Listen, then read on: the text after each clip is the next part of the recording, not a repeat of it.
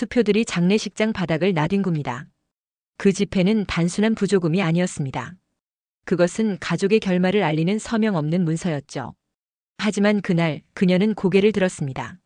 오늘은 한 며느리가 엄마의 장례식에서 겪은 충격적인 진실과 그 이후 동화작가로 다시 태어난 이야기입니다. 여러분의 구독과 좋아요, 그리고 알림 설정과 댓글은 스토리 제작에 큰 힘이 됩니다. 지금 바로 눌러주세요. 이야기 바로 시작하겠습니다. 새벽 5시. 눈을 떴다. 아직 세상은 깨어나지 않았는데 내 하루는 이미 시작됐다.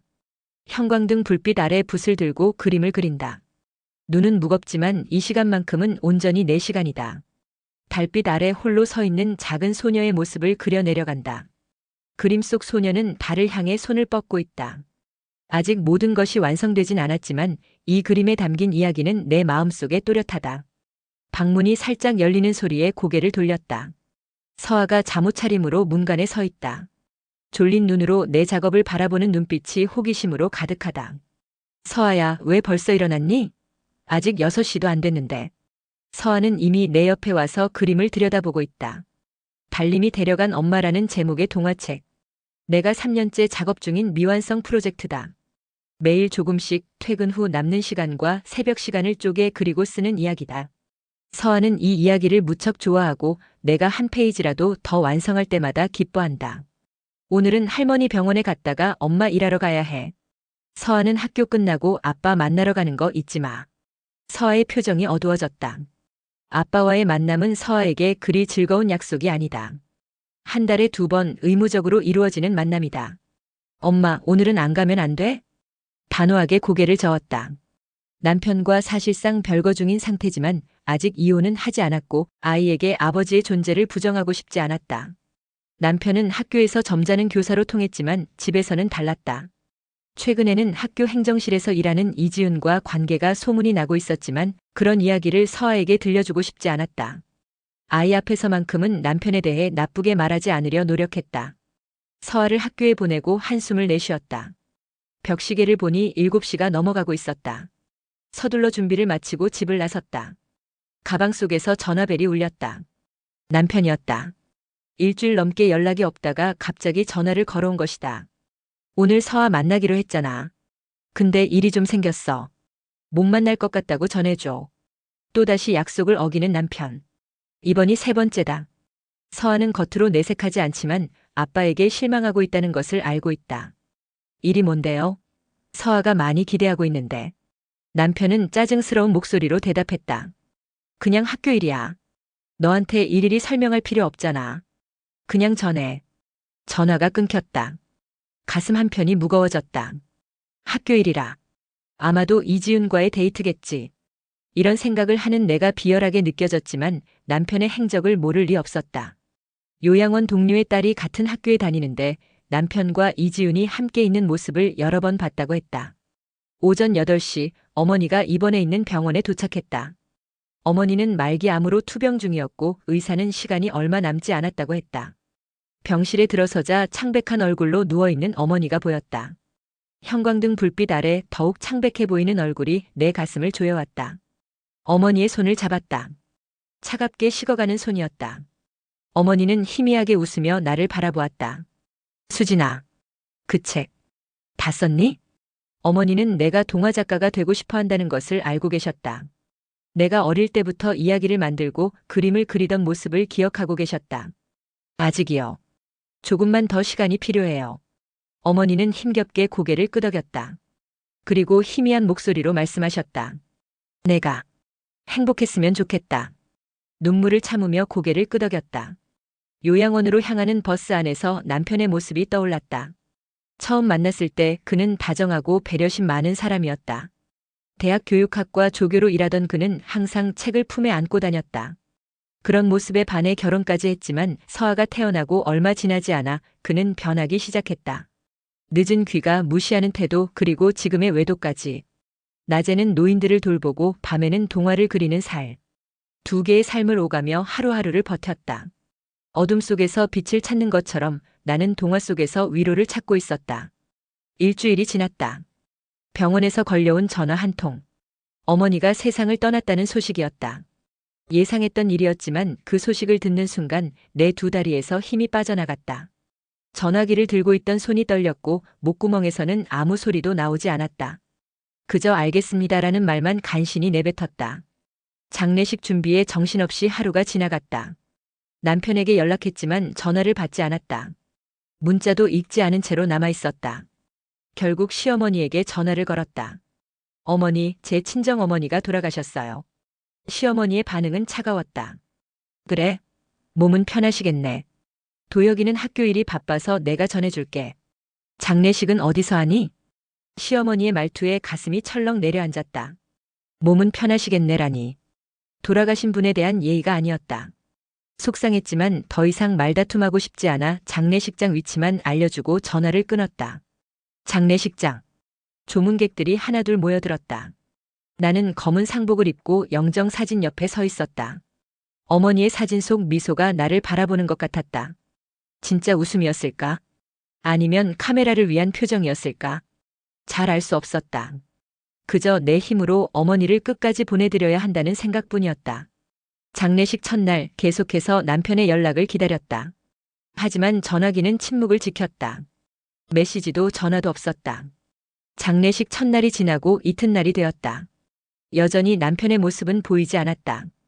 다시 시어머니에게 전화를 걸었다. 그제서야 시어머니는 오늘 저녁에 들르겠다고 했다.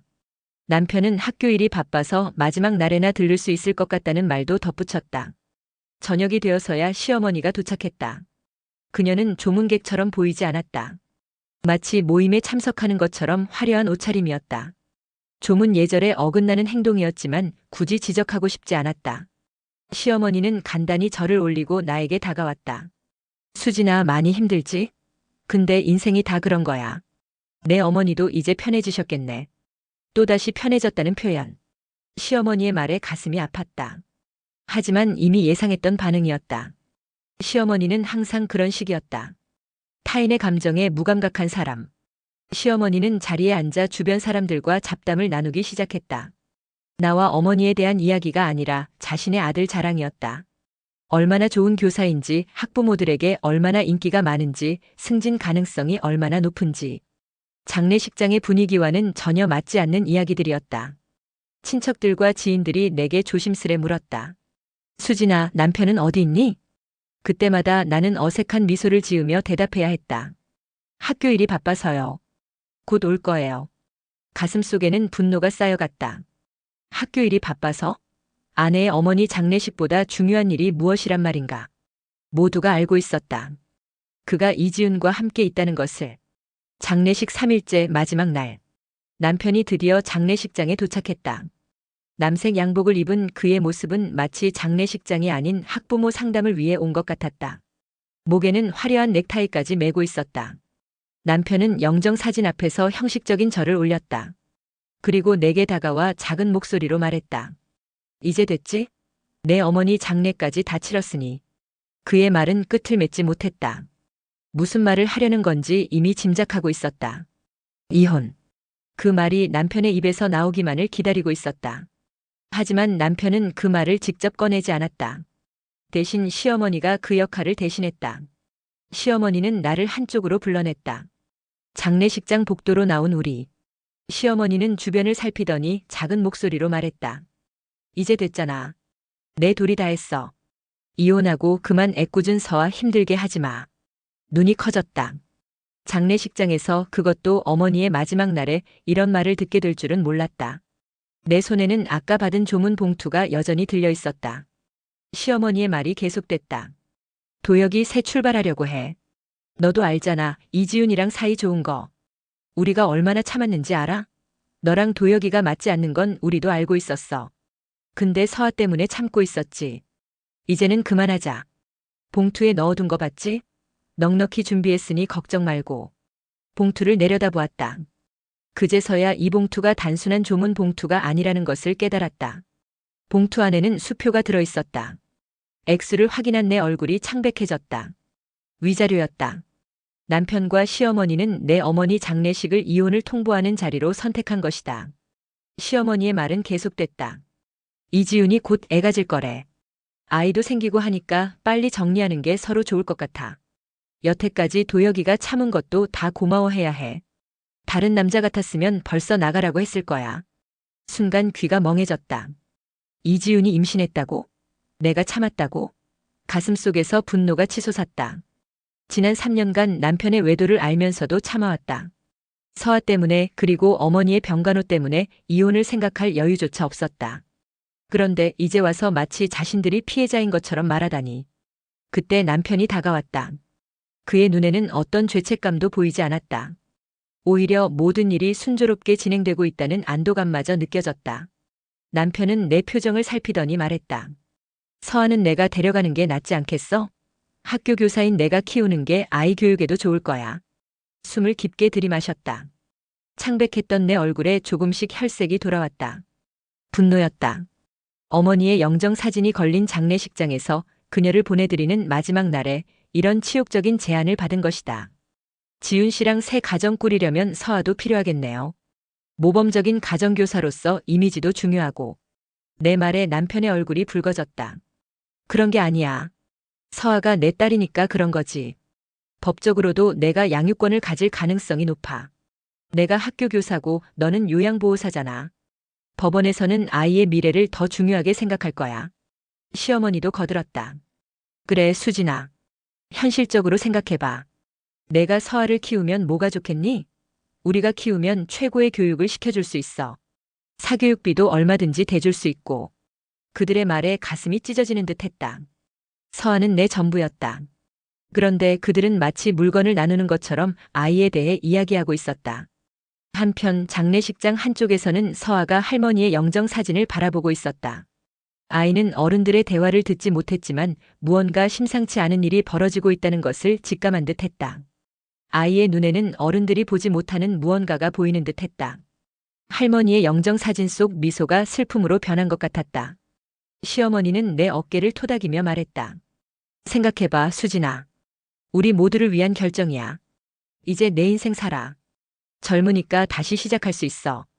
남편과 시어머니는 마치 내게 큰 호의를 베푸는 것처럼 굴었다. 그들의 태도가 견딜 수 없었다. 손에 들린 봉투가 무거워지는 것 같았다. 가족이라고 믿었던 사람들이 던진 끝맺음의 증거였다. 내 마음속에서는 무언가가 천천히 일어서고 있었다. 그것은 분노였을까 아니면 결심이었을까? 알 수 없었다. 다만 한 가지 확실한 것은 더 이상 예전의 내 모습으로는 살 수 없다는 것이었다. 장례식장 안으로 돌아왔다. 서아에게 다가가 아이를 안아주었다. 서아는 내 품에 얼굴을 묻고 작은 목소리로 물었다. 엄마, 왜 아빠랑 할머니랑 얼굴이 화나 보여? 아이에게 뭐라고 대답해야 할지 몰랐다. 하지만 서아는 이미 상황을 눈치채고 있는 듯 했다. 엄마가 쓰는 이야기엔 나쁜 사람도 나와? 그럼 결국 어떻게 돼?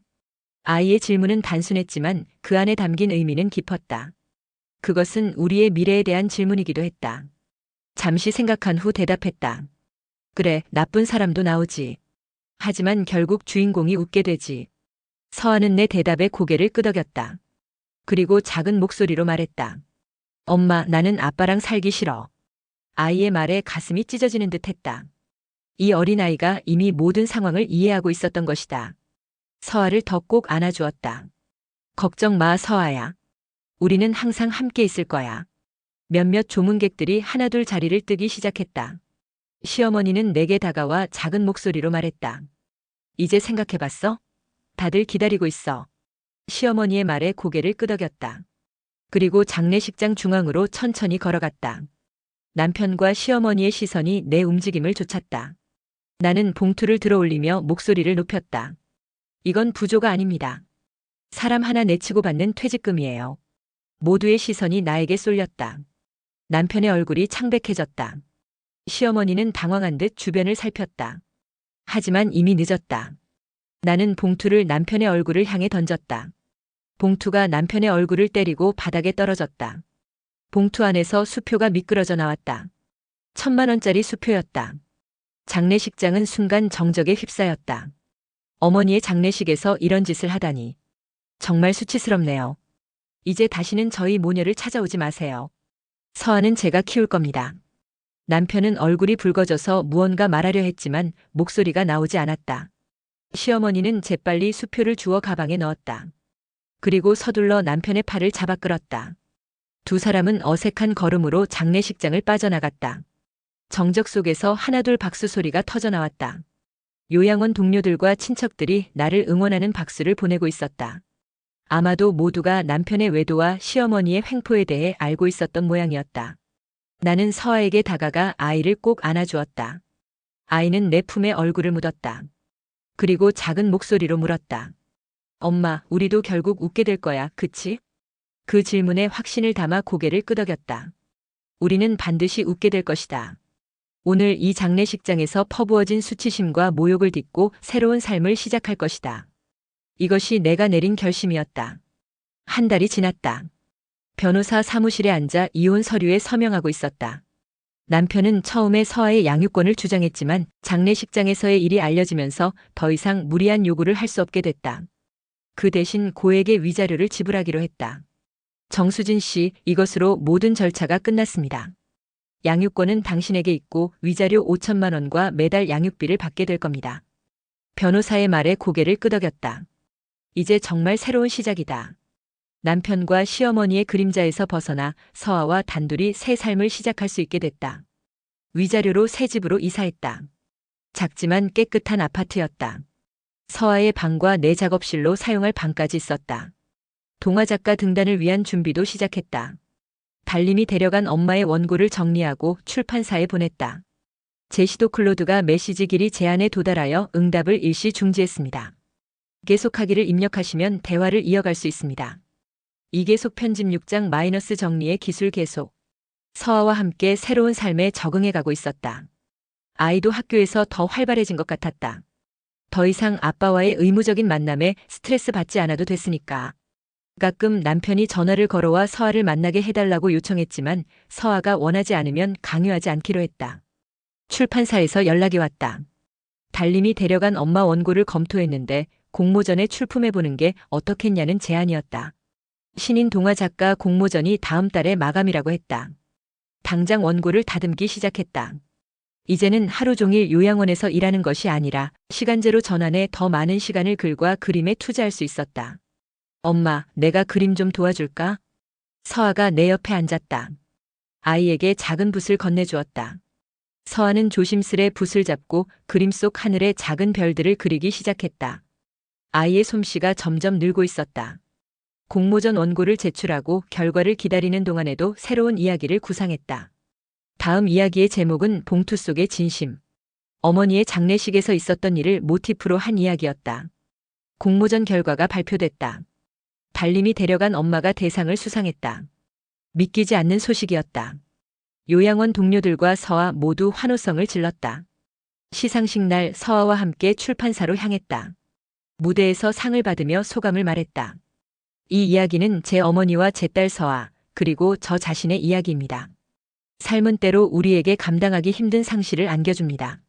하지만 그 속에서도 우리는 살아남고 다시 일어서게 됩니다. 달님이 데려간 엄마가 정식 출간되고 첫 사인회가 열렸다. 많은 사람들이 책을 사러 왔다. 누군가의 손에 내 이야기가 전해진다는 사실이 감격스러웠다. 사인회 중간에 낯익은 얼굴이 보였다. 시어머니였다. 그녀도 내 책을 가지고 줄을 서 있었다. 순간 가슴이 철렁 내려앉았지만 이제는 더 이상 두렵지 않았다. 시어머니가 테이블 앞에 섰다. 그녀는 조용히 말했다. 축하해, 수진아. 꿈을 이룬 것 같네. 어색한 미소를 지으며 고개를 끄덕였다. 시어머니는 책을 내밀었고 나는 간단히 사인을 해주었다. 그녀는 이제 더 이상 내 삶에 영향을 미치지 못한다. 서아는 내 옆에서 모든 것을 지켜보고 있었다. 사인회가 끝나고 집으로 돌아가는 길 아이가 내 손을 꼭 잡으며 말했다. 엄마, 나는 엄마 이야기 안에서 살고 싶어. 아이의 말에 무슨 뜻인지 물었다. 엄마가 쓰는 이야기처럼 살고 싶어. 어려움이 있어도 끝까지 살아남고 결국에는 웃는 사람이 되고 싶어. 아이의 말에 가슴이 뭉클해졌다. 서아는 이미 내 이야기의 본질을 이해하고 있었다. 그래, 서아야. 이제부터 우리가 만드는 이야기는 아무도 끝내지 못할 거야. 내 두 번째 책 봉투 속의 진심은 더 큰 성공을 거두었다. 이제 나는 전업작가로서 서아와 함께 새로운 삶을 살고 있다. 더 이상 누구의 그림자도 되지 않고 온전히 내 이름으로 써내려가는 이야기. 서아와 함께 새로운 가족으로 만들어가는 우리만의 이야기. 장례식에서 위자료를 받은 그녀는 아이들에게는 꿈을, 세상엔 진심을 전하는 동화작가가 되었습니다. 한 여자의 이혼은 끝이 아니라 시작이었습니다. 그리고 우리도 기억해야 합니다. 진짜 동화는 스스로 일어선 사람의 이야기라는 걸. 끝까지 함께 해주셔서 감사합니다. 구독과 좋아요, 알림 설정과 댓글 남겨주시면 내일도 멋진 사연으로 다시 찾아오겠습니다.